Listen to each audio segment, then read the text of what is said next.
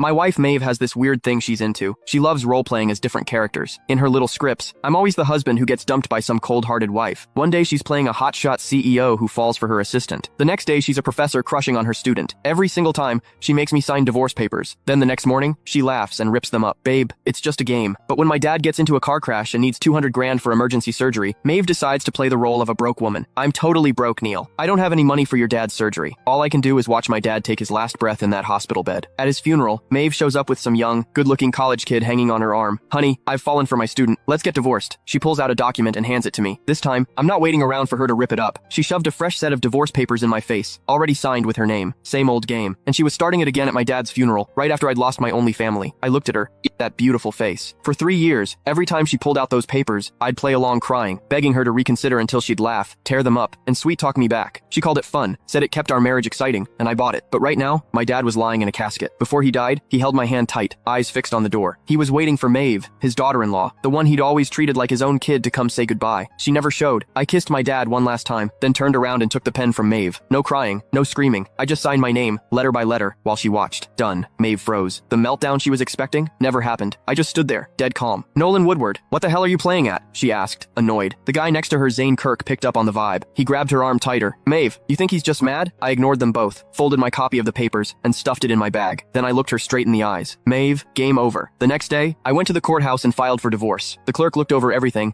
and processed it like it was just another Tuesday. When I checked my phone, it was blowing up with missed calls and texts from Maeve. Nolan, you've had your fun. Come home. I ripped up the papers. Let's just forget this happened. Did you seriously hang up on me? You're getting bold. The last one, from 30 minutes ago. If you don't come back right now, don't ever come back. I blocked her. I found a cheap apartment to rent. Once I got it cleaned up, I started looking for work. After we got married, Maeve had made me quit my job to be a stay-at-home husband, basically a prop in her dumb roleplay games. She said she loved me to her core, and that's why she wanted us to fall in love over and over, through different scenarios. She swore the cold, heartless women she played weren't the real her, just acting. Looking back now, pathetic. Maybe she was never acting. Maybe those cold, selfish masks were who she really was all along. When the court summons reached her, she called while I was in the middle of a job interview. Nolan, are you insane? You actually took this to court. I stepped into the hallway. We signed the papers, Maeve. This just speeds things up. Speeds things up? I'm telling you, you're not getting this divorce. Maeve, I cut in. My dad is dead. Silence. Then her voice went ice cold. I know, but that was his fate. You can't blame me for it. Games are games. Real life is real life. Can you not tell the difference? You're the one who can't tell the difference. I snapped and hung up. I went back to the interview. It was a basic admin job at a small company. The pay wasn't great, but it was enough to get by. I nailed the interview. Starting Monday. That night, I came home to find 2 people waiting outside my door. Maeve and Zane. Maeve looked furious. Zane stood back with this smug look, like he was enjoying the show. You've got some nerve, Nolan. You're actually serious about this? She stepped forward to block me. Serious or not, it doesn't matter anymore, I said, trying